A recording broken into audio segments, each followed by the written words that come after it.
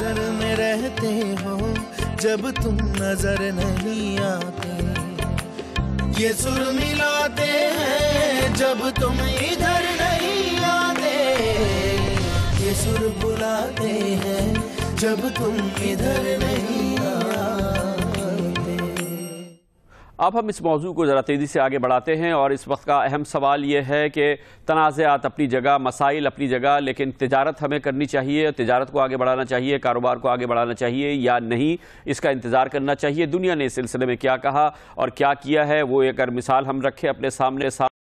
दूसरी जंग अजीम के बाद, जापान की तबाही के बाद, जापान और अमेरिका के दरमियान जो तिजारत हुई वो अब 216.4 बिलियन डॉलर तक हो चुकी है। चाइना और अमेरिका एक दूसरे के मद्दे मुकाबिल और हरीफ समझे जाते हैं, मगर एक दूसरे के साथ 536 अरब डॉलर की सालाना तिजारत करते हैं। इंडिया और चाइना एक दूसरे को दुश्मन समझते हैं, बल्कि इंडिया की क़यादत चाइना को दुश्मन अव्वल समझती है, मगर अब भी इन दोनों मुल्कों के दरमियान तकरीबन 70 अरब डॉलर की तिजारत हो रही है। तो क्या हम इस तिजारत से दूर रहें, तनाज़ात भी हल करें, तिजारत भी हल करें या नहीं? इसके लिए हमारे पैनलिस्ट हमारे साथ हैं, जल्दी जवाब हासिल करने की कोशिश करेंगे। मुनीर कमाल साहब, आप शुरू कीजिए।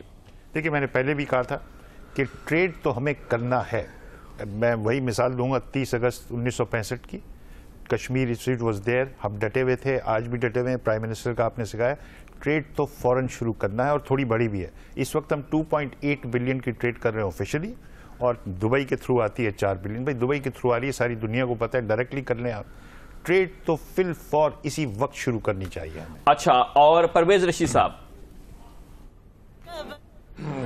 खान साहब, एक आम कहावत है कि दुनिया की जिन शाहराहों पे तजारती काफले नहीं चलते वहाँ पर फिर टैंक दौड़ते हैं। तो अभी पहला सवाल जो आपका था वो था कि हम अमन दोनों कायम करना चाहते हैं, तो यकीनन फिर अमन कायम इसलिए किया जा रहा है कि सड़कों पर टैंकों की बजाय तजारती काफले जो हैं वो रवां दवां हों, तो ट्रेड तो होगी। और ये अमन की ख्वाहिश की इसीलिए जा रही है कि एक दूसरे के वसाइल से अपने अपने मसाइल को हल किया जाए। फिर देखिए, कायद आज़म मोहम्मद अली जनाब बानी थे पाकिस्तान के, पाकिस्तान हासिल किया तो उन्होंने कभी हमसे नहीं कहा था कि आप हिंदुस्तान के साथ तजारत ना करें। हिंदुस्तान के साथ तजारत तो 65 में बंद की गई। तो अगर कायद ने, जिन्होंने इस मुल्क को तख्लीक किया था, वो इसको मुनासिब समझते थे, तो मैं कौन होता हूँ कि मैं कहूँ कि नहीं जनाब हम तजारत नहीं करेंगे। बहुत मुनासिब। जनरल साहब, देखिए, तनाज़ात ख़त्म तो इतने डीप रूटेड जब होते हैं तनाज़ात, वो ख़त्म तो नहीं होते हैं। तो बेहतर यही होता है कि उस कॉन्फ्लिक्ट मैनेजमेंट की जाए, और जब लिंकेज होगा, इक्तिसादी तरक्की होगी, तो उससे दिफा भी मजबूत होता है। और इस वक्त अगर आप चाइना और ताइवान की मिसाल लें, दोनों एक दूसरे के मुखालिफ हैं, रिकग्नाइज नहीं करते हैं, लेकिन तिजारत सबसे ज्यादा ताइवान जो है वो चाइना से करता है, एक दूसरे को तस्लीम तक नहीं करते, इसलिए हाँ, तस्लीम तक नहीं करते हैं। तो इसलिए जरूरी है कि एक जब तिजारत होगी माहौल बनेगा, उसमें बेहतरी आएगी। जब इक्तिसादी सूरत हाल बेहतर होगी तो वो जो कॉन्फ्लिक्ट मैनेजमेंट है वो फिर रेजोल्यूशन की तरफ। ये तो बड़ा आसान लग रहा है। हैदर साहब, साहब, हम ये समझते हैं कि कश्मीर और सियाचिन की चोटियों पर पड़ी बर्फ पैसे की हिद्दत से पिघलाई जा सकती है। बहुत अच्छी बात कही आपने। हिलाली साहब, प्रैक्टिकली अगर आप समझते हैं कि अगर इंडियन फार्मर को फ्री बिजली मिल रहा है, सब्सिडाइज पेट्रोल मिल रहा है, सब्सिडाइज फर्टिलाइज़र मिल रहा है, और फिर उसके टमाटर हमारी मार्केट में आके बिकें और हमारे लोगों को जो कोई सब्सिडी नहीं मिल रही है उनके साथ फेयर कंपटीशन होगा, तो ये नहीं हो सकता और ये हमारे लिए नुकसानदेह हैं। जिधर आप बेनिफिट कर सकते हैं on a level playing field, बिल्कुल होना चाहिए। लेकिन हिलाली साहब, इसमें एक सवाल यह है कि ये इंसेंटिव हर मुल्क अपने लोगों को अपने हिसाब से देता है। अगर चीन के अंदर जो मजदूर है या चीन में कारोबार करने की लागत जो है वो बहुत कम है, तो अमेरिका उसके साथ कारोबार नहीं रोक देता कि मैं तो बड़ा महंगा बनाता हूँ, जिस दिन आईपॉड और आईफोन में अपने आप बनाऊंगा तो फिर मैं आपके साथ तिजारत करूंगा। वो चीन से कहता है आप बना दें, तो तिजारत तो फिर भी कर रहा है। कामरान साहब, एंटी डंपिंग पेनल्टीज होते हैं जब आप एक चीज बिलो कॉस्ट प्राइस बेचते हैं, इसलिए कि मार्केट को कैप्चर करने के लिए, फिर आपको फाइन लगता है। یہ WTO تو آپ کا مطلب ہے کہ نہیں ہونی چاہیے، پہلے مسئلہ حل ہو، مگر اس کے باوجود بھی یہ چیز تو رہے گی؟ میں نے کہتا ہونا چاہیے، مگر ایسے سرٹن کموڈیٹیز کچھ چیزوں پہ پھر آپ لیول پلینگ فیلڈ ہونا چاہیے، آپ تو مگر ہونا چاہیے آپ کہہ رہے ہیں، نیٹی گریٹی کے اندر آپ آ رہے ہیں۔ جی عارف علی صاحب۔ جناب علی، میں اتفاق کرتا ہوں، تجارت ہونی چاہیے اور تاجر اس بات پر ڈیسائیڈ کر سکتے ہیں کہ کہاں پریشرز آئیں گے کہاں نہیں آئیں گے، مگر ایک بہت بڑا ایشو ہے جو نیشنل اسمبلی کے فلور پر میں نے پرسوں اٹھایا تھا، وہ ہے سیمینٹکس کا۔ ہندوستان کے ساتھ آپ کے جیسے تعلقات ہیں اور عوام کے سامنے آپ یہ کہیں کہ ہم ہندوستان کو موسٹ فیورڈ نیشن ڈکلیئر کرنا چاہتے ہیں، تو یہ عوام کی سمجھ میں نہیں آتا، یہ اصطلاحی کیفیت ہے، سیمینٹک ایشو ہے۔ تو میں نے جو منسٹر صاحب ریپریزنٹ کر رہے تھے فائنانس منسٹر کو، ان کے سامنے بھی یہ بات رکھی کہ اس اصطلاح تک پہنچنے سے پہلے آپ کام وہی کر سکتے ہیں، مگر most favoured nation politically Pakistan کے عوام سوالو کر نہیں پا رہے ہیں، لیکن تجارت ہونی چاہیے اور تاجر اس کو ڈٹرمن کریں گے کہ کن چیزوں پر ہونی چاہیے، اور جو کہتے ہیں فری لسٹ اس کا نمبر بڑھتا جائے، وہ دیکھ لیا جائے۔ تاج حیدر صاحب۔ جی ہاں، بی بی صاحبہ شہید نے 88 کی حکومت میں یہ نظریہ لائیں تھیں کہ متنازعہ مسائل پہ اپنے موقف پہ قائم رہتے ہوئے تجارت کو بڑھایا جائے اور جہاں بھی مشترکہ مفاد ہیں اس پہ مل کے کام کیا جائے، لیکن بہرحال اس وقت انہیں کہا گیا کہ وہ سیکیورٹی رسک ہیں، ملک دشمن ہیں، پتہ نہیں کیا کیا ہیں۔ آج انہی باتوں کو ڈپلومیسی کہا جاتا ہے اور وزڈم کہا جاتا ہے، یہ بڑی اچھی بات ہے کہ یقینی طور پہ آپ اس کے حامی ہیں، اور وقت بدل جاتا ہے۔ آپ نے دیکھا کہ اس وقت جو ہمارے پینلسٹ میں سب سے مضبوط جو اس سلسلے میں آرگومنٹ آیا ہے وہ جنرل اطہر عباس کی جانب سے آیا ہے کہ تجارت تو بہرحال چین اور تائیوان بھی کر رہے ہیں، تو تجارت تو ہونی چاہیے۔ تو یہ ایک ایسا معاملہ کہ حل طلب مسائل جو ہیں وہ بالکل حل طلب ہونے چاہیے، ہم اپنی پوزیشن برقرار رکھیں، لیکن بھائی کاروبار کریں، تجارت کریں، یہ ضرور کریں، اور اس کے لیے جو بھی پیرامیٹرز ہیں وہ طے کر لیں، جو ہمارے مفادات ہیں ان کو دیکھ لیں، مگر تجارت بہرحال ہونی ہے، اس پہ 100% ہمارے جتنے پینلسٹ ہیں ان کا اتفاق ہے، اور جو مسائل ہیں ان پر ہمارے پینلسٹ کا کیا رائے ہے یہ آپ کو بتائیں گے اور نیوز ہیڈ لائنز کے بعد، اور یہ دیکھیں گے کہ دونوں ملکوں کے جو تعلقات ہیں اس میں معاشی ترقی کس حد تک ہو سکتی ہے، یہ سب کچھ جائزے لیں گے ایک کمرشل بریک کے بعد اور نیوز ہیڈ لائنز کے بعد۔ نظر میں رہتے ہو جب تم نظر نہیں آتے، یہ سر ملاتے ہیں جب تم ادھر نہیں آتے، یہ سر بلاتے ہیں جب تم ادھر نہیں آتے،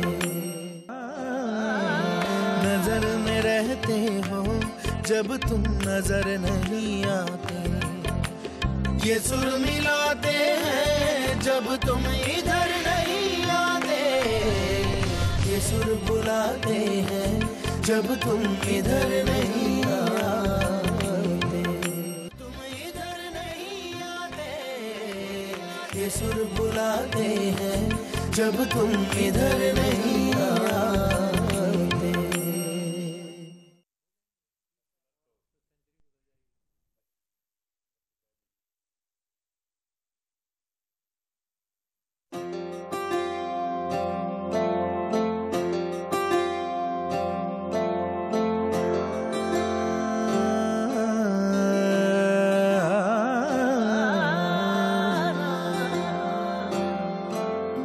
دکھائی دیتے ہیں دور تک اب بھی سائے کوئی، مگر بلانے سے وقت لوٹے نہ آئے کوئی، چلو نہ پھر سے بچھائیں دریا بجائیں ڈھولک، لگا کے مہندی سریلے ٹپے سنا۔ امن کی اگر خواہش ہے دونوں ملکوں کے لوگوں کی تو پھر تکمیل کیوں نہیں ہوتی؟ اس کی بنیادی وجہ وہ مسائل ہیں جو کہ حل طلب ہیں، اور ان مسائل کا براہ راست تعلق بھارت سے ہے۔ ان میں سے سب سے بڑا مسئلہ کشمیر کا ہے، اور کشمیر کا مسئلہ صرف پاکستان اور بھارت کا مسئلہ نہیں ہے، بین الاقوامی مسئلہ ہے۔ اقوام متحدہ نے اسے تسلیم کیا ہے۔ کشمیر کے عوام کو حق خود ارادی دینا، ان کو آزادی رائے دینا، وہ نہیں دیا جا رہا۔ ایک اسپیشل اسٹیٹس ضرور دے دیا گیا ہے، جس کی وجہ سے ایک بہت بڑا مسئلہ ہے, پانی کا مسئلہ ہے. یہ مسائل ہیں جس کی وجہ سے دونوں ملکوں کے لوگ ایک دوسرے کے قریب آنے کی خواہش کے باوجود, دونوں ملکوں کی عوام کی خواہش کے باوجود یہ مسائل دیوار بن کے کھڑے ہو گئے ہیں دونوں کے درمیان. لیکن کیا اس میں دونوں ملکوں کی فوج کا بھی کردار ہے؟ کیونکہ اربوں ڈالر دونوں ملک اپنی فوجی قوت کو بڑھانے کے لیے اور اپنی فوجی قوت کو استحکام دینے کے لیے کر رہے ہیں. تو کیا فوج امن کی راہ میں رکاوٹ ہے؟ یہ ہے ہمارا اس وقت کا سوال. جنرل صاحب, یہ بھی آپ ہی بتائیے گا کہ ایک تصور یہ ہے کہ پوری وار اکانومی ہے, دونوں طرف جو ہیں وہ خاص طور پہ بھارت میں اگر ہم دیکھیں تو یہ تو درجنوں ارب ڈالر کی اکانومی ہے, ہماری بھی تقریباً 6-7 ارب ڈالر کی یہ اکانومی ہے, اس کے ساتھ مفادات ہیں, قوت ہے, سب کچھ ہے. ایک طرف تو یہ دفاع کی علامت ہے, لیکن کیا یہ کی رکاوٹ کی بھی علامت ہے؟ دیکھیں, ہماری جو وار اکانومی جس کو آپ کہہ رہے ہیں یا ڈیفنس اکانومی کہہ رہے ہیں وہ بہت چھوٹی ہے. زیادہ تر بوجھ تو امپورٹ جو اربوں ڈالر کی, کروڑوں ڈالر کی ہم کرتے ہیں اس میں جاتا ہے خرچہ جو ہے. میں نہیں سمجھتا کہ امن جو ہے وہ دونوں افواج کی راہ میں رکاوٹ ہے.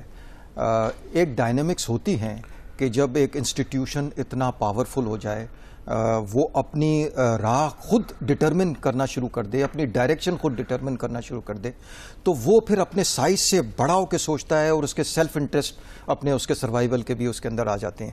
لیکن میرا خیال ہے ایک ارتقائی عمل بھی ہوتا ہے فوج میں, اور ایک سوچ جب نظر آ رہی ہے کہ ایک island of prosperity in the sea of poverty کیسے سروائیو کرے گا جب سب نیچے جا رہا ہے, تو یہ کیسے بچے گا؟ تو آپ کے خیال میں امن دونوں ملکوں کی فوج کے مفاد میں ہے؟ مفاد میں ہے. امن ہوتا ہے تو وہ دل سے سمجھتے ہیں اس بات. میرے خیال میں تو ان کو بھی سمجھنا چاہیے, اور ہم سمجھتے ہیں کہ امن نہ صرف ملک قوم بلکہ فوج کے مفاد میں بھی. آپ فرمائیے گا عارف علوی صاحب. میں آپ سے ایک بات عرض کروں کہ جس اعتبار سے امبیلنس بڑھتا چلا جا رہا ہے, تو اس کے اندر ایوب خان صاحب نے اپنی کتاب میں اس بات کا ذکر کیا اور جرمن چانسلر کے ساتھ گفتگو کا ذکر کیا کہ جب فوج اور آرممنٹس بڑھتا ہے تو پھر وہ ملک اس کو استعمال کرنے کی بھی نیت رکھتا ہے. جیسے مثال کے طور پر ہٹلر ہے, یا مثال کے طور پر سارے آپ بڑے لوگوں کو دیکھ لیں. یہ ضرور ہے کہ فوج کا انٹرسٹ امن ہوگا, مگر ایٹ دا سیم ٹائم وہ آنکھیں نہیں میچ سکتی, نہ فوج نہ قوم, کہ ایک طرف آپ کی لیکن جناب ہم پاکستان اور بھارت کے اگر پس منظر میں یہ بات کریں تو بھارت کی فوج اور پاکستان کی فوج امن کے حق میں ہے. ہونا چاہیے, انسانی فطرت ہے کہ وہ امن کا خواہاں ہوگا, مگر آنکھیں نہیں میچ سکتا. اور آپ حضرت؟ میں یہ سمجھتا ہوں کہ ایک پرسیپشن دونوں طرف یہ رہا ہے, بلکہ ساری دنیا میں یہ رہا ہے کہ ایک وار اکانومی ہوتی ہے, اور ساری دنیا میں وار اکانومی ہوتی ہے. ایک پرسیپشن یہ رہا ہے, مگر میں نہیں سمجھتا کہ اب دونوں ممالک آپ یہ فرما رہے ہیں کہ دنیا کی تمام فوجیں جو ہیں وہ دیر پا امن اور وہ ان کے اندرونی مفاد کے نہیں. میں خان صاحب, جو افواج ہیں یہ سیاست کا ایک ٹول ہے. فوج ایک سیاست کا ایک ٹول ہے کہ جب سیاست چاہے افواج کو استعمال کرے اپنے فائدے کے لیے. مگر جو موجودہ صدی ہے وہ سیاست کی صدی نہیں ہے, معیشت کی صدی ہے. بسا اوقات ایسا بھی ہوتے ہیں کہ آپ کی خواہشات کچھ ہوتی ہیں مگر ہوتا کچھ ہے. میں نہیں سمجھتا کہ پاکستان کی مسلح افواج جو ہے ان کے ذہن میں کہیں یہ گمان ہوگا کہ خدا نخواستہ وہ امن کو موقع نہ دیں, اور وہ چاہتے ہیں, اور جتنی میری ملاقات ہوئی ہے وہ چاہتے ہیں کہ امن کے وہ بھی خواہاں میں رہیں. بالکل. پرویز رشید صاحب, آپ کا کیا ایکسپیرینس ہے, آپ کیا سمجھتے ہیں, کیا دونوں ملکوں کی فوجیں امن کے حق میں ہیں اور وہ واقعی چاہتی ہیں کہ دیر پا امن قائم ہو مؤثر طریقے سے؟ خان صاحب, ہندوستان کی فوج کے بارے میں تو سچی بات ہے کہ میں کوئی تبصرہ نہیں کر سکتا, کیونکہ میرا کوئی مطالعہ نہیں ہے ان کے بارے میں زیادہ. لیکن جہاں تک پاکستان کی افواج کا تعلق ہے تو مجھے یہ احساس ہوتا ہے کہ ان کے ہاں امن کی خواہش ہے. یہ چاہتے ہیں کہ لڑائی نہ ہو, جنگ نہ ہو, بات چیت کے ذریعے معاملات جو ہیں انہیں حل کرنے کی کوشش کی جائے. غالباً جو ہم ہتھیار کی زبان استعمال کرتے رہے ایک طویل عرصہ تک, اس کا نتیجہ تو کچھ نہیں نکلا, دونوں کو نقصان ہوا. تو شاید اب زبان کا ہتھیار جو ہے اس کو ترجیح دی جا رہی ہے. آپ کے خیال میں تاج حیدر صاحب آپ کی کیا رائے ہے؟ دیکھیے, فوج صرف فوجی قیادت کا نام نہیں ہے. بلکہ وہ لاکھوں سپاہی جو کہ انفینٹری لائن میں آگے جا کے یا خندقوں کے اندر سے جنگ کرتے ہیں، فوج ہماری وہ ہے. اور کوئی بھی ماں اس بات کو نہیں چاہتی کہ اس طریقے سے اس کے جوان بچے کو میدان جنگ میں مرنے کے لیے بھیج دیا جائے. تو یہ تمام چیزیں کہ ہاں جو لوگ جنگ لڑے ہیں ان سے زیادہ امن کی خواہش کسی کو نہیں ہوتی. لیکن بات وہی ہے کہ اگر ریاستیں دونوں طرف انتہا پسند جو عناصر ہیں ان کو کنٹرول نہیں کرتی تو جذبات بھڑکائے جاتے رہیں گے، فوجی بجٹ بھی بڑھتے رہیں گے، قرضے بھی بڑھتے رہیں گے اور ملک تباہی کی طرف جاتا رہے گا. آپ کے خیال میں منیر کمال صاحب؟ دیکھیے وہی بات ہے میرے خیال ہے جو جن صاحب نے بھی پہلے بات کی تھی، دا ڈے ہماری کنٹری یہ ڈیسائیڈ کر لے کہ ہمارا کون اینمی ہے کون نہیں ہے، اس وقت ڈیسائیڈ ہو جائے گا. فوجی تو اس کو آپ نے وردی پہنائی، اس کو کہا یہ تیرا اینمی ہے، وہ تو پوری تیاری کرے گا اپنی اس کے لیے، اور آپ سے اکوپمنٹ بھی مانگے گا، سب مرین بھی مانگے گا، F-16 بھی مانگے گا. آپ آج جا کے پینٹاگون کا بجٹ کٹ کرنا چاہیں، ریزسٹنس آئے گی، وہ اپنا ایک ویو دیں گے. یہ ہماری اب سویلین لیڈرشپ، اور ماشاءاللہ گڈ نیوز از کہ ہمارے ہاں ایک سویلین ڈسپنسیشن آ گئی ہے. تو اگر civilian leadership both opposition and government اور میڈیا ہمارا، اور ایون آرمی کو بھی آپ کنونس کر سکتے ہیں کہ ہمارا انڈیا کا اینمی جو تھریٹ جو ہم پہلے کنسیڈر کر رہے تھے وہ کم ہے. I am sure they would love to have peace. ہاں، اور ظفر ہلالی صاحب آپ سے بھی یہی پوچھوں گا کہ فوج کو بہرحال عوام کی امنگوں کی ترجمانی کرنی ہوتی ہے، اور اگر عوام یہ پرسپشن ان کے ذہن میں ہے کہ بھارت ہم سے دل سے محبت نہیں کرتا، یا بھارت ہمیں دل سے اسی طرح سے قبول نہیں کرتا جیسے ہم کرتے ہیں، یا بھارت کشمیر کے مسئلے کو حل نہیں کرنا چاہتا، یا بھارت ہمارا پانی روکنا چاہتا ہے، تو لوگوں کے دل میں بھی کوئی محبت کے جذبات تو بھارت کے لیے نہیں ہوں گے. تو پھر فوج بھی تو اسی جذبات کی ترجمانی کرے گی. تو ہم کیا سمجھے کہ وہ امن کے مفاد میں نہیں ہے؟ نہیں، مگر دیکھیے کتنے دفعے ہوتا ہے کہ ایک پرائم منسٹر بیٹھا ہوتا ہے اور آرمی چیف آتا ہے، سلوٹ کرتا ہے اور کہتا ہے پرائم منسٹر آپ نے مجھے ملک کی حفاظت کی رسپانسبلٹی دی ہے، میں آپ کو کہہ سکتا ہوں جب تک مجھے 500 نئے ٹینکس اور 200 نئے ایئر کرافٹ نہیں آئے میں اپنی ذمہ داری پورا نہیں کر سکتا. تو اس وقت جو بھی لیڈر ہوتا ہے اس کو سوچنا پڑتا ہے کہ بھئی اگر ان کا اسیسمنٹ ٹھیک ہے، اور ظاہر ہے ٹھیک ہی ہے، تو کیا ہمیں گنز اور بٹر دونوں ملیں گے؟ صحیح، کہ ہمیں بٹر پہ زیادہ کانسنٹریٹ کرنا ہے. میرے خیال میں وہ سچویشن پہ ڈیپینڈ کرتا ہے. کچھ وقت ایسے ضرور ہیں جدھر ہمیں بندوقوں پہ خرچنا پڑتا ہے، مگر کچھ وقت ہیں جو ہمیں بندوقوں پہ بہت کم خرچنا پڑتا ہے جو ہم نہیں کر رہے ہیں. فوج دونوں ملکوں میں پیس پروسیس کی دل سے حامی ہے. ہندوستان کا جو فوج ہے معاف کریے، ان کو تو پر لگ گئے ہیں. جس قسم کے ان کے جو یہ چیفز ہیں یہ سٹیٹمنٹس دے رہے ہیں اور پریس کانفرنسز خود ہولڈ کر دیں.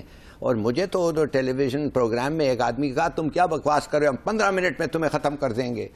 ایسے جو لوگ ہوتے ہیں تو میرے خیال میں جی یہ ہمارے پینلسٹ میں یہ دیکھ رہا ہوں کہ مجموعی طور پہ یہ رائے لگ رہی ہے، اکثریت کی تقسیم ضرور ہے کہ بھارت کی فوج میں کیونکہ وہ اپنے آپ کو شاید لارجر دین لائف سمجھنے لگے ہیں، وہ سمجھتے ہیں کہ کوئی وہ بہت بڑی چیز ہے، وہ شاید امن کی اتنی حامی نہیں ہو، لیکن ہماری فوج میں اس کے بارے میں کافی بہتر اور پازیٹیو رسپانس بن رہا ہے. ہم دیکھ رہے ہیں کہ اوور دا ایئرز اس سلسلے میں. لیکن بہرحال فوج اور عوام کی سوچ اکٹھی ہوتی ہے. اگر بھارت سے ہمیں ایک برابری کی رسپانس مل رہا ہے، ہمیں برابری کا عزت مل رہی ہے، ہمارے بارے میں بھی ان کے وہی جذبات ہیں جو ان کے بارے میں ہمارے ہیں، ہم سے بھی وہ اتنی محبت کرنے کے خواہاں ہیں جتنے ہم ان کی محبت کرنے کے خواہاں ہیں. تو ایک ماحول بنے گا تو فوج کو بھی اس کی فالو کرنا پڑے گا. لیکن ایک کے خیال یہی ہے کہ جب بھی امن کی کوشش ہوتی ہے تو واقعات ہو جاتے ہیں جس سے کہ امن کی راہ میں رکاوٹ ہو جاتی ہے. اور اس میں بھی یہ خیال کیا جاتا ہے کہ شاید نادیدہ قوتیں اس میں سامنے آئی ہیں، نان سٹیٹ ایکٹرز اس میں سامنے آئی ہیں. ہماری جو امن کی آشا ٹیم ہے اس نے ایک تحقیقات کی ہے، وہ ہم آپ کو دکھاتے ہیں اس حوالے سے کہ جب امن کی بات ہوتی ہے تو کیا ہونے لگتا ہے.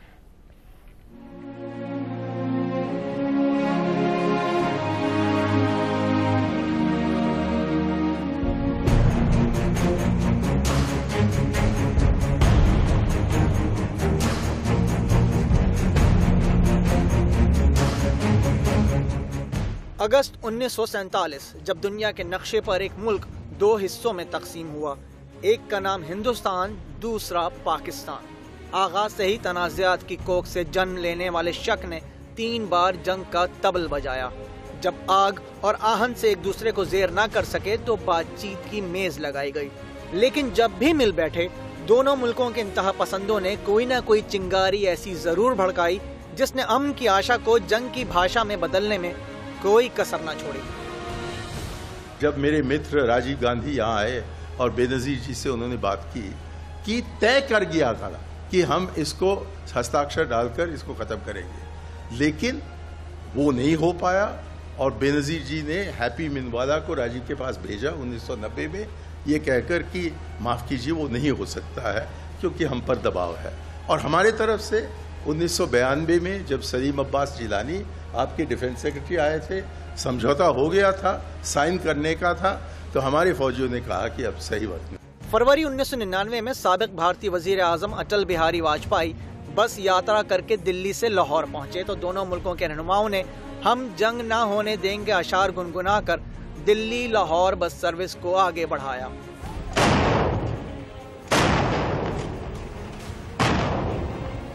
لیکن 2 ماہ بعد ہی مئی 1999 میں کارگل جنگ نے سارے کیے کرائے پر پانی پھیر دیا اور دوستی کی گرم جوشی کی جگہ تلخیوں کی برف جم گئی۔ جولائی 2001 میں سابق صدر پرویز مشرف نے آگرہ میں ٹوٹی ہوئی ڈور کو پھر سے جوڑنے کی کوشش کی۔ طویل بیٹھکیں ہوئیں، ماضی کو دفن کر کے روشن مستقبل میں دیکھنے کی امیدیں بھی لگائی گئیں۔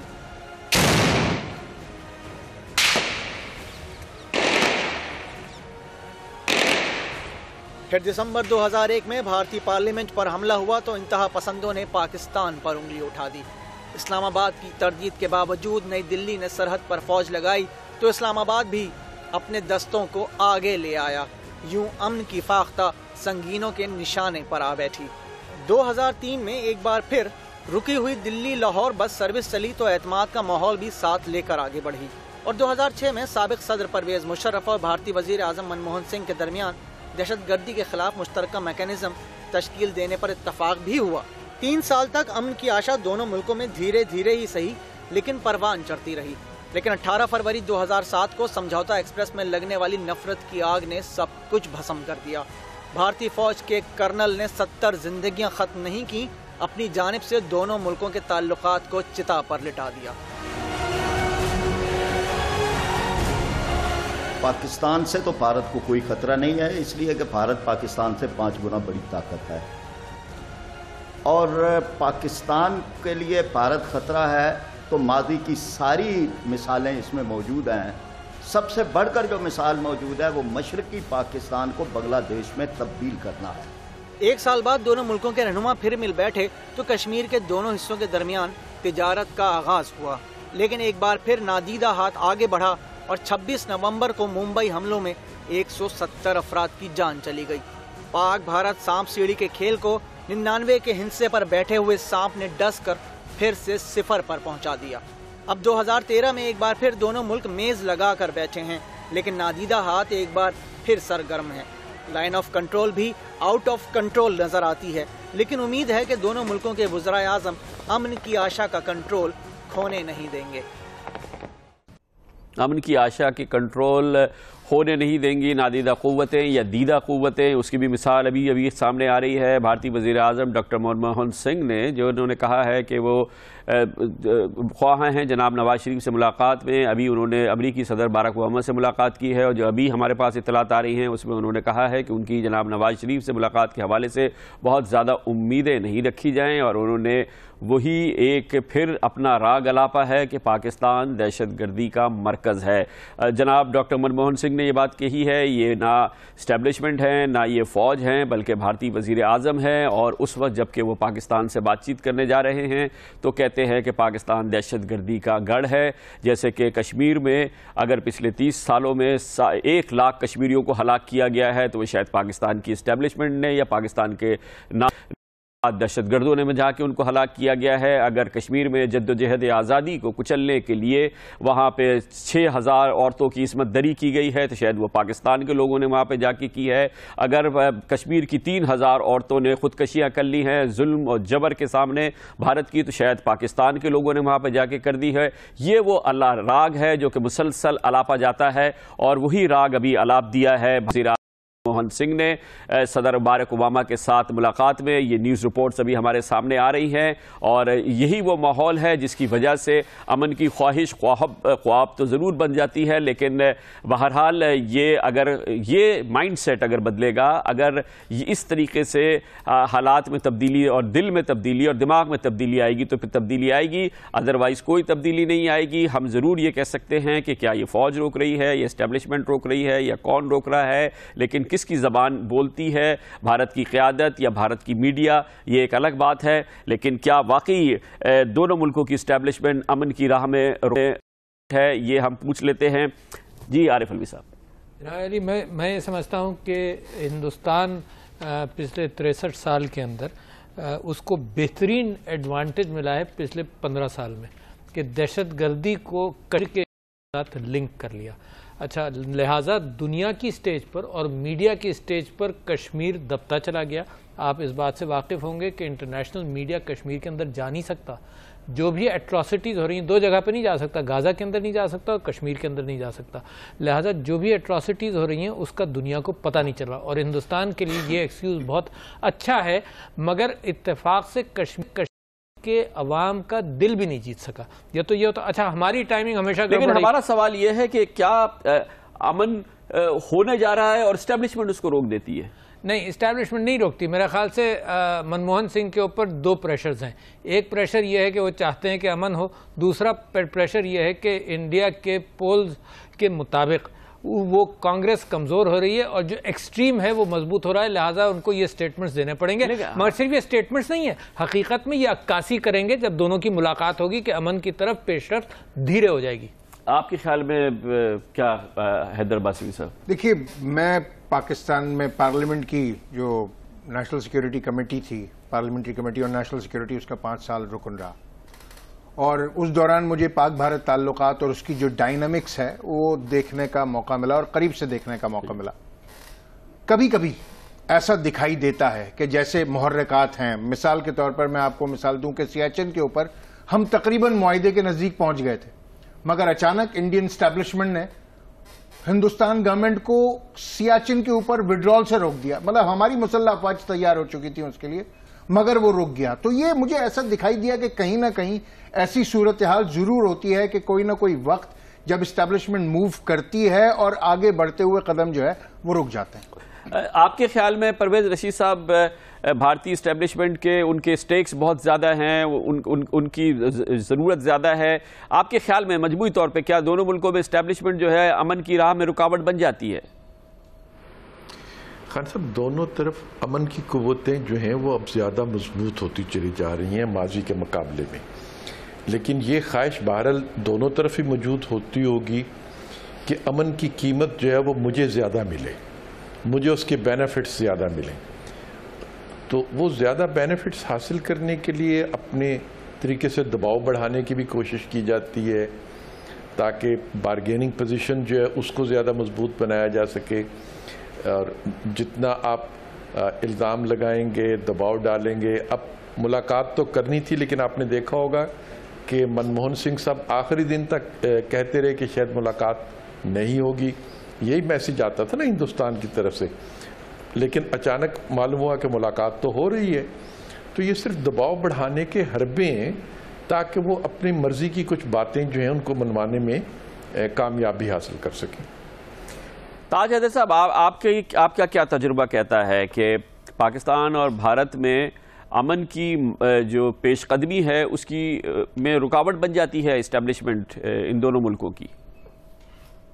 اسٹیبلشمنٹ کو جانے دیجئے, جو میں شروع سے بات عرض کر رہا ہوں وہ یہ کہ دونوں جانب کے انتہا پسند اس معاملے کو خراب کر رہے ہیں, اور یہ پرانا مسئلہ ہے. محمد علی جناح بھی بار بار, اب جو انڈیپینڈنس پیپر آئے ہیں اس میں کتنے ہی خط ان کے ہیں کہ جس میں وہ کانگریس سے کہہ رہے ہیں کہ آپ کی جانب کے انتہا پسند ہماری جانب کے انتہا پسندوں کو تقویت دے رہے ہیں, اور اس طریقے سے جو بھی سوچ سمجھ کے بات کرنے والے ہیں. تاج حیدر صاحب, میں سمجھ رہا ہوں کہ آپ یہ کہہ رہے ہیں کہ اسٹیبلشمنٹ رکاوٹ نہیں ہے, دونوں ملکوں میں موجود انتہا پسند امن کی راہ کی بڑی رکاوٹ ہے. پسند, اور بھارت ایک ایسا ملک ہے جہاں مذہبی انتہا پسند عوام کے ووٹ سے اقتدار میں آ رہے ہیں, اور یہ ایک بڑی دشوار صورتحال ہے کہ کہ اسٹیٹس کے اندر اور مرکز کے اندر بھی مذہبی انتہا پسند جماعتوں نے حکومتیں بنائی ہیں عوام کے ووٹ سے. تو یہ فکر جو ہے یہ نیچے تک جا رہی ہے. تو صحیح آپ کا کہنا یہ ہے کہ دراصل انتہا پسندی سب سے بڑی رکاوٹ ہے. منیر کمال صاحب، 9/11 کے بعد انڈیا نے بڑی انٹیلیجنٹلی اپنے آپ کو مظلوم شو کیا دنیا میں، اور آبجیکٹو بڑا کلیئر تھا کہ اس کو انٹرنیشنلی تو کشمیر کو بالکل دبا دیا جائے. اور وہ بار بار وہ بن کے آتے ہیں، وہ لشکر طیبہ کا ذکر ہوتا ہے، کوئی موقع ایسا نہیں چھوڑتے. اس میں ان کی اسٹیبلشمنٹ بھی ہے، ان کی پولیٹیکل لیڈرشپ ہے، سب ہے. تو ان کی کوشش یہ ہے کہ دیکھیں ہم بھی ٹیررزم کے وہ ہیں. پاکستان نے ڈپلومیٹکلی پچھلے 10-12 سال کافی ہمیں بیک فٹ پہ کھیلنا پڑا ہے. اوپر سے ہماری اپنی جنگ چل رہی ہے، پھر ایسے واقعات ہوتے ہیں. تو پاکستان کو وہ ڈپلومیٹکلی اپنا وہ کلیم واپس کرنا ہے. لیکن پھر میں واپس جاؤں گا، اسٹیبلشمنٹ کہہ لیں، ہارڈ لائنرز کہہ لیں، ہمیں بڑا فوکس طریقے سے آگے بڑھنا ہے کہ بھائی ٹریڈ شروع کریں. آبجیکٹو ہمارا یہ ہے، کشمیر کا ہم بالکل ڈائلیوٹ نہیں کریں گے. میں پھر کہوں گا، پرائم منسٹر نے کہا اس کو ہمیں اپنا فوکس نہیں چینج کرنا چاہیے. آپ کے خیال میں اسٹیبلشمنٹ رکاوٹ ہے یا نہیں؟ ہوتی ہے، ضرور ہوتی ہوگی، دونوں طرف ہوتی ہے. ٹھیک ہے، بالکل. ہلالی صاحب، اگر ہم دہشت گردوں کا اڈا ہیں تو کیا یہ ہندوستان خوش ہے؟ اور اگر ہم ہیں، کیا یہ ہمیں مدد کر رہا ہے اس اڈے کو ختم کرنے کے لیے؟ اور کس قسم کی مدد کر رہا ہے کہ ہمیں تھریٹن کر رہا ہے کہ ہمیں خود اٹیک کر دے گا؟ وہ یہ کوئی مدد ہے؟ تو اس کا مطلب یہ ہے یہ ہپوکریسی ہے، یہ منافقت ہے. وہ نہیں، ان کو کوئی پرواہ نہیں ہے. تو اگر منافقت ہے تو پھر ہم کیوں؟ آپ کے خیال میں امن میں انڈین اسٹیبلشمنٹ جو ہے وہ رکاوٹ ہے؟ بالکل. جل صاحب، دیکھیں، امن ایک سیاسی عمل ہے، اور جو ملٹری اسٹیبلشمنٹ ہے، سیکیورٹی اسٹیبلشمنٹ ہے، وہ جنگ کے لیے تیار کی جاتی ہے. لیکن بعض اوقات ایسا ہوتا ہے، پریزیڈنٹ آئزن ہار کے مشہور الفاظ ہیں، beware of your military industrial complex. ان حالات میں ابھی جو یہ 9/11 کے بعد پورا جو جنگ کا ایک دور شروع ہوا ہے، اس میں بڑا واضح طور پہ نظر آیا کہ ملٹری اسٹیبلشمنٹ نے لیڈ کیا، بجائے اس کے کہ اسٹیٹ ڈپارٹمنٹ یا وائٹ ہاؤس یا ایڈمنسٹریشن لیڈ کرتی. پوری کیمپین افغانستان، عراق، اور اب تیار ہیں سیریا کے اوپر چڑھ دوڑنے کے لیے. تو اس حالات میں جب ملٹری اسٹیبلشمنٹ یہ رول ازیوم کر لے کہ وہ سیاسی قیادت کو، اسٹیٹس مین کو سائٹ پہ کر دے اور آگے، تو وہاں تو وہ امن کو سبوتاج کریں گے. ضرورت اس بات کی ہے، جو کہ اس وقت نہیں نظر آتا، کہ وہ ٹاورنگ پرسنالٹیز جو سیاست میں ہونی چاہیے، جن کے قدم جمے ہوں اور وہ اوور رول کریں اگر سیکیورٹی اسٹیبلشمنٹ میں کوئی گروپ، کوئی فرد انڈرمائن کرنے کی کوشش کر رہا ہے امن کی. اگر اسٹیبلشمنٹ کر رہی ہے، کرتی ہے، تو آپ کے خیال میں وہ کمزور قیادت کی وجہ سے ایسا ہوتا ہے؟ وہ جب اپنا رول زیادہ بڑھا لیتے ہیں اور سیاست، جو سیاسی قیادت ہے، ان کو یہ موقع فراہم کرتی ہے، تب جا کے وہ پھر امن میں خلل ڈالنے کی کوشش کرتے ہیں. اوباما کے ساتھ سرج پہ کیا ہوا؟ ایک ایگزامپل، اوباما نے کہا مجھے نہیں چاہیے سرج، انہوں نے کہا 70,000. اس نے کہا بھائی کوئی آپشن دو، انہوں نے کہا 70,000. اس نے کہا what is the third option, انہوں نے کہا 70,000. تو پھر جا کے اس نے 40,000. اسٹیبلشمنٹ کی چلتی ہے. ابھی ہم ایک کمرشل بریک لیں گے، اس کے بعد ہم یہ جاننے کی کوشش کریں گے کہ پاک بھارت تعلقات میں میڈیا کتنی سنسنی خیزی پھیلاتا ہے. سب سے امپورٹنٹ بات یہ ہے کہ بھارت کی کوشش یہ ہوتی ہے، اور انٹیلیجنٹلی وہ یہ کوشش کرتے ہیں کہ اپنے مسائل کا رخ پاکستان کی جانب موڑ دیا جائے. اگر اپنے اس کی بارڈر سیکیورٹی فورسز یا اس کی فوجیں ناکام ہوتی ہیں سرحدوں پر، تو وہ اس کا رخ پاکستان کی طرف موڑتے ہیں. اگر اس کی فوجی ناکامی ہوتی ہے تو اس کا رخ موڑتے ہیں. اگر پولیس ناکامی ہوتی ہے تو موڑتے ہیں. اگر اندرونی مسائل ہیں، اگر بھارت کے اپنے اندر کے مسائل ہیں، کشمیریوں کی حق خود ارادیت کو کچلنے کے مسائل ہیں، یا مجموعی طور پہ مسلمانوں کو کچلنے کے مسائل ہوں، تو اس کا رخ پاکستان کی طرف موڑ دیا جاتا ہے. دہشت گردی یا یہ کہ رد عمل اگر ہوگا بھارت میں، تو اس کی وجوہات اس کے اندر موجود ہیں. اگر اس کے اندر، اس کے ملک کے اندر اقلیتوں کے ساتھ ناروا سلوک کیا جاتا ہے یا کبھی غیر انسانی سلوک کیا جاتا ہے، تو یہ کسی تعارف کا محتاج نہیں ہے. کتنے واقعات ہو چکے ہیں کہ ہزاروں کی تعداد میں مسلمانوں کو قتل کر دیا گیا ہے، چاہے گجرات کے واقعات ہوں، چاہے ممبئی کے واقعات वाक़यात हों। अभी आपने देखा कि उत्तर प्रदेश में किस किस्म के वाक़यात हुए हैं, इसका रद्द अमल अगर भारत के अंदर होगा तो उसका रुख पाकिस्तान की तरफ मोड़ दिया जाएगा। ये कमाल होशियारी से करती है भारत की इस्टेब्लिशमेंट भी करती है, मीडिया भी करता है, मीडिया सनसनीखेज़ी भी फैलाता है, हमारा मीडिया भी सनसनीखेज़ी फैलाता है, लेकिन शायद हम अपने मामलों में ज़्यादा सनसनीखेज़ी फैलाते हैं, लेकिन भारत का मीडिया अपने मामलों में हमारे खिलाफ सनसनीखेज़ी फैलाता है। इसकी हम बात करेंगे, लेकिन मीडिया कितना रिस्पॉन्सिबल है दोनों मुल्कों के ताल्लुकात को इस्तवार न करने देने में, इसकी हम बात करेंगे एक कमर्शियल ब्रेक के बाद। और इस्टेब्लिशमेंट या फौज इस अमन के रास्तों को कितना रोक रही है, इसके बारे में हम आपको अवाम की राय भी दिखाते हैं।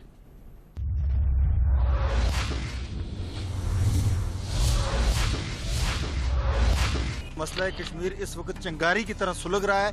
इस वक्त हमारे बॉर्डरों के ऊपर जंग की कैफियत है और भारत की जानब से बिला इख्तियार फायरिंग का सिलसिला जारी है। कश्मीरी और पाकिस्तानी दोनों इस मुलाकात को मुस्बत अंदाज से देख करके रिलीफ चाहते हैं। ये वेपन का दौर खत्म हो गया, इसमें सोल्यूशन ये है मिल बैठ कर बात करनी चाहिए, उसका सोल्यूशन निकालना चाहिए। इंडिया के साथ भी बातचीत हो जाए, हम लोगों के लिए फायदा है। इसलिए हम लोग हर जगह पाकिस्तान, अफगानिस्तान, इंडिया में अमन चाहिए और हमसाया ममालिक के साथ सही ताल्लुक और सही बैठना चाहिए। ये जो मुलाकात होने जा रही है, इसमें हम इस चीज़ की तवक्को करेंगे कि ये जो अरसा 60 ईयर से हो रही है मुलाकातें, उससे टोटली भी डिफरेंट होगी। हम ये चाहते हैं अगर इसमें मुस्बत नताइज बरामद होंगे तो ये मुल्क और कौम के लिए बेहतर है।